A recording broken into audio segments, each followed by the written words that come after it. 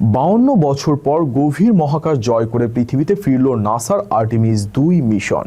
Orion ক্যাপসুলের এই সফল অবতরণ কেবল একটি মিশনের শেষ নয়, বরং 2028 সালে চাঁদে মানুষের পুনরায় পা রাখার স্বপ্নকে আরও এক ধাপ এগিয়ে দিল। নাসা কি পারবে নির্ধারিত সময়ে লুনার ল্যান্ডার নিয়ে চাঁদের মাটিতে পৌঁছাতে? পরবর্তী বড় মিশনগুলো সম্পর্কে বিস্তারিত জানাচ্ছেন ফারজানা আফরোজ। দীর্ঘ 5 দশকের প্রতীক্ষার অবসান ঘটিয়ে ইতিহাস গড়ল নাসা। চাঁদের চারপাশ ঘুরে 10 দিনের এক রোমাঞ্চকর মিশন শেষে পৃথিবীতে নিরাপদে ফিরে এসেছেন আর্টেমিস-2 এর 4 বীর মহাকাশচারী। শুক্রবার স্থানীয় সময় বিকেল 5:07 ক্যালিফোর্নিয়ার সান্দিয়াগো উপকূলে প্রশান্ত মহাসাগরে তাদের বহনকারী ওরিয়ন মহাকাশযানটি অবতরণ করে।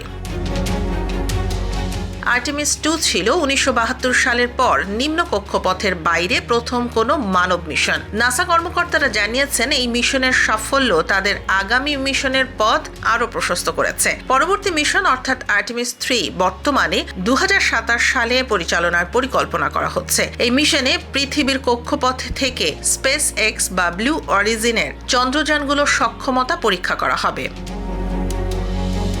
মিশন ডিরেক্টর রিক হ্যানফ্লিং জানিয়েছেন, আর্টেমিস-2 থেকে প্রাপ্ত শিক্ষা, বিশেষ করে মহাকাশযানের পরিচালনা এবং গভীর মহাকাশ মিশনের নিয়ন্ত্রণ কক্ষ সামলানোর অভিজ্ঞতাগুলো আগামী অভিযানে কাজে লাগানো হবে। তবে নাসার আসল চমক থাকছে আর্টেমিস-4 মিশনে, যেখানে 2028 সালের শুরুতেই মানুষকে আবারও চাঁদের মাটিতে নামানোর পরিকল্পনা করা হচ্ছে।